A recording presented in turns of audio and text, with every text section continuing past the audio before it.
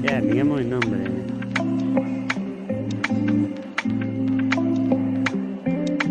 यूं पड़ूगा ये